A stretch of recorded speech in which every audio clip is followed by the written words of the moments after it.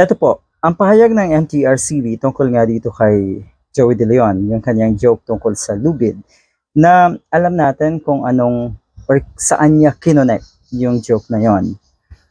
Ito po ay hindi bago. Mukhang totoo yung sinabi ng mga netizens, reaction ng mga netizens na mukhang may problema talaga etong si Joey De Leon. Ito pong ganitong klaseng joke tungkol sa mga kababayan natin na um, may mental health issues, ito po ay nangyari na rin noong 2016 or 2017. Ganyan, mas matindi po nung time na yon ang joke na yan ni Mr. Joey De Leon. Ang sabi niya noon, yung depression daw ay gawa-gawa lang ng mga taong nakakaranas nga na ito. Grabe no, gawa-gawa lang, hindi daw totoo kaya wag suportahan.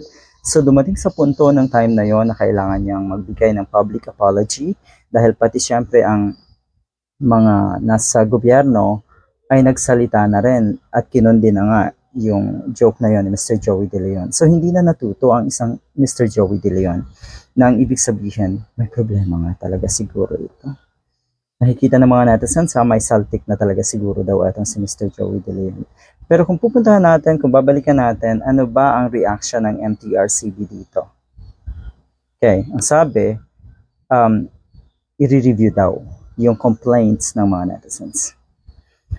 Okay, hindi ba dapat ang i-review nyo ay kung ano yung intent talaga ni Mr. Joey De Leon na nangyari na dati? So dapat kahit papano, alam nyo na, dapat straight to the point na kayo na bigyang kaparusahan itong ginawang ito ni Mr. Joey De Leon. Wala nang review sa ganito dahil talaga lang, kailangan mo pang i-review yun. Ay matindi Tapos yung kay Vice Ganda, talaga ba? At meron kayong ginawang investigation at review doon? Katindi, ito yon yung remark na ito ni Mr. Joey De Leon ay pinagpipiyastahan ngayon syempre ng mga netizens. At uulitin ko, hindi lang po mga It's Showtime fans ang affected dito, ang nagrereklamo, kundi yung mga kababayan natin na nakararanas po ng depression, kahit yung mga kamag-anak nila syempre. Sana lang, huwag mangyari kay Mr. Joey De Leon na magkaroon siya ng kamag-anak na danasin etong problemang ito, mental health problem at yung depression nga po. The Movie and Television Review and Classification Board will review the complaints against noontime show Eat after mainstay host Joey De Leon was criticized for his remarks about the use of lubid. So, paano kung hindi siya na-criticize? Paano kung hindi yun pinansin ng mga netizens? Hindi rin makikita ng MTRCB. Talaga bang dependent kayo sa mga complaints ng netizens online?